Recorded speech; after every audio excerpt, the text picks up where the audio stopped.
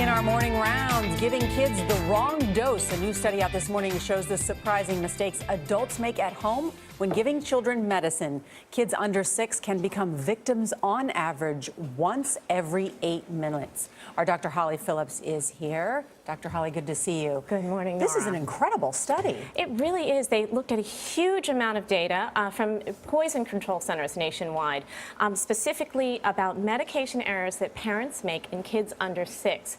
A huge number of those errors are actually in kids under the age of 1, and overwhelmingly they involve liquid preparations, things like Tylenol or ibuprofen for fever, cough and cold medicines, and antihistamines.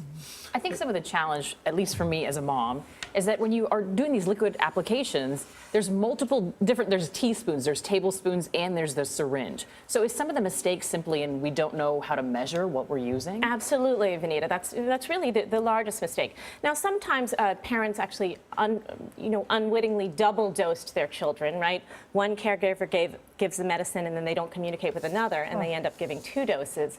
But the biggest issue did have to do with measurements.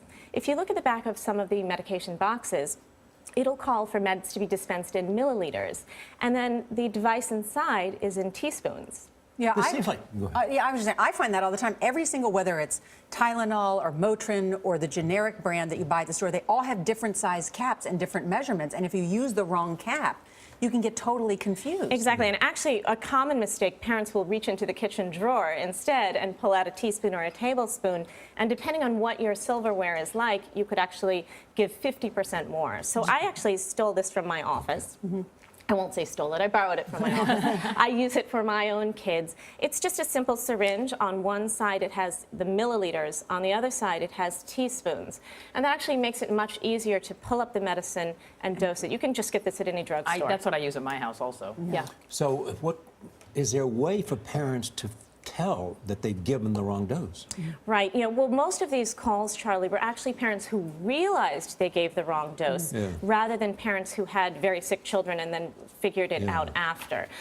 If there's ever any question, really the #1 thing to do is call the Poison Control Center, your doctor, or take the kid to the ER. And this comes with all these cough medicines at the same time when doctors are saying we should be pulling back on those, right? Well, Nora, that was one interesting thing in the study. Over the course of the 10 years that they looked at this data, the number of cold and flu errors went down, and that's because we're giving less cold and flu medicine. Oh, and that's a good thing. But so, we still have to really be careful. The most important thing is to realize how easy mistakes are to make. Yes. Thank Very you, Holly. important information. Thanks.